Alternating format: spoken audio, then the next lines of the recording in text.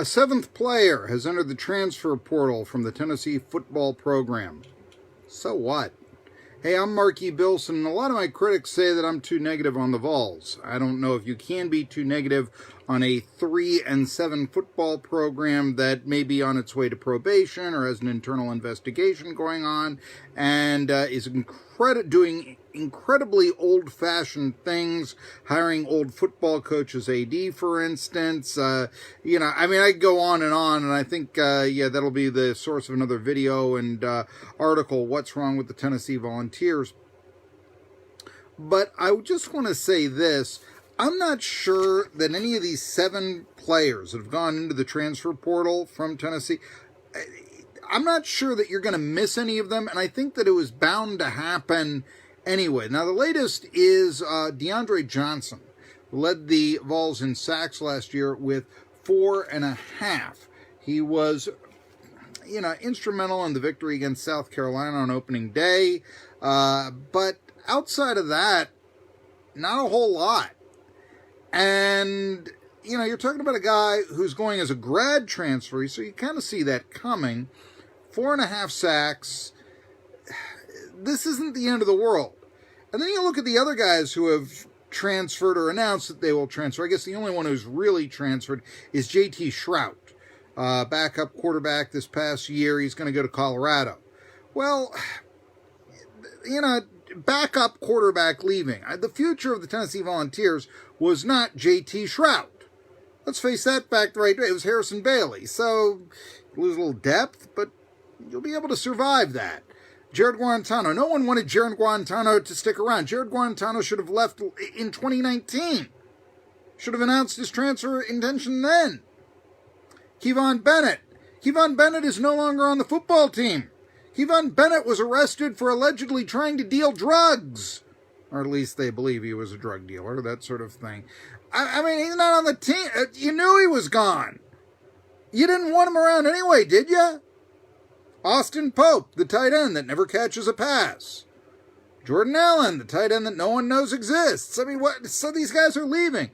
Brandon Johnson caught a few passes every now and then as a wide receiver, but for 1 touchdown in a lengthy career. The interesting thing about him, his father was Charles Johnson, the former catcher for the Florida Marlins. They were the Florida Marlins back then. A pretty good defensive catcher in big league baseball for years and years and years. Johnson, a good catcher, a much better catcher than his son is a wide receiver. Brandon, that's not going to make or break the Tennessee Volunteers. The Tennessee Volunteers are probably going to have a losing record next season.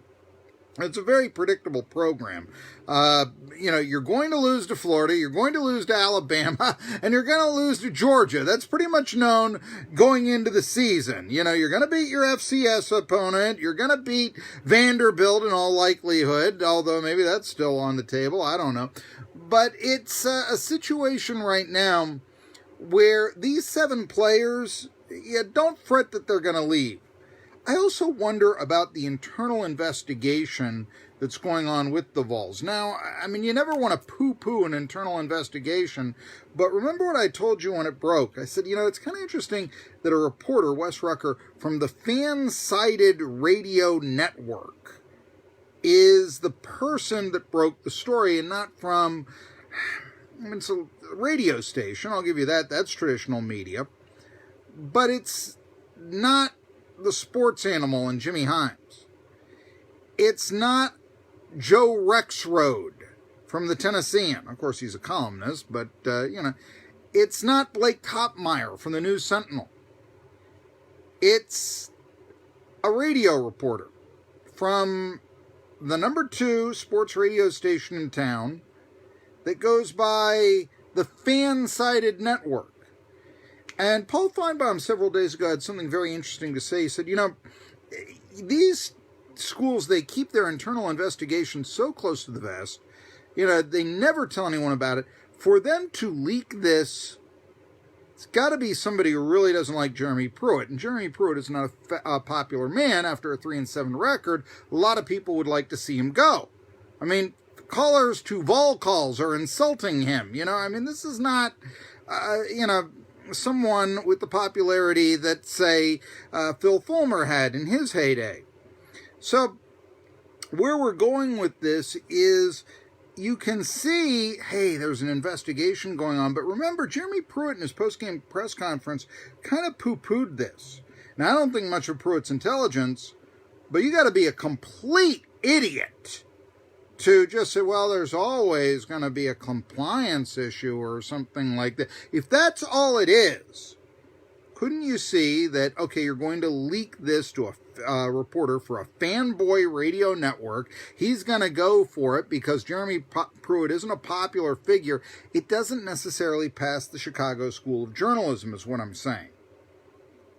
And so it may be much to do about nothing. I thought 7 transfers. They're leaving a sinking ship. They want to get out of here. It's only a matter of time before big-time probation. But I'm not so sure. Now, let's, take a look at this here. A lot of people want to fire Jeremy Pruitt, and it's understandable. I mean, the program isn't going to go anywhere underneath him. We know that. But here's the thing. Phil Fulmer does not want to admit a mistake. And also, to fire him now, it's, $19 million, with all the staff and all this. Only cost $8 million to fire Butch Jones, and his buyout going to be a whole heck of a lot more for Jeremy Pruitt. You've actually got fans who are hoping for probation. Think about that. They're hoping for crippling probation. That will mean less than the buyout to get rid of Jeremy Pruitt, and they hope that anybody is better than that. But consider this. Who are you going to get to come in to be the head coach of the Tennessee Volunteers if they are on probation, A? B, if they are being looked at for probation. Now, the situation is this. I mean, you don't want to keep around the coach that's put you on probation if he is paying players or what have you. But if he is paying players and sort of just dismissing in a post-game press conference, oh, there's always a compliance issue, that means he doesn't have a clue. And that probably does mean that he could get fired for cause. That's going to save a lot of money. I know people say, oh, the boosters just pay that out or something. Look, if it's $19 million, you'd rather have the boosters giving you $19 million for weight rooms or, better recruiting perks or whatever. You'd rather have that than paying off old coaches. Let's face that fact. You'd rather be spending it on new coaches, so to speak. So, it could be something big. I mean, it's all speculation right now. It's just a matter of, okay, wait and see. To fire Pruitt right now, a lot of the best coaches have already been taken, so to speak. I know a lot of people. Hugh Freeze, it makes absolutely no sense to want to bring in Hugh Freeze if you're going to go on probation. It makes no sense whatsoever. I will just say, so the best thing probably is to wait this out. It'll be a long 2021 for the Tennessee Volunteers football team. We understand that. But if that's the case, better to save the coin and go with, Pruitt and is try to bring somebody in who will probably look at the Tennessee job and say, let's see here, fewer scholarships, high demands, fan base still thinks it's 1998 and you don't pay what your peers do. And I'm probably going to lose here initially.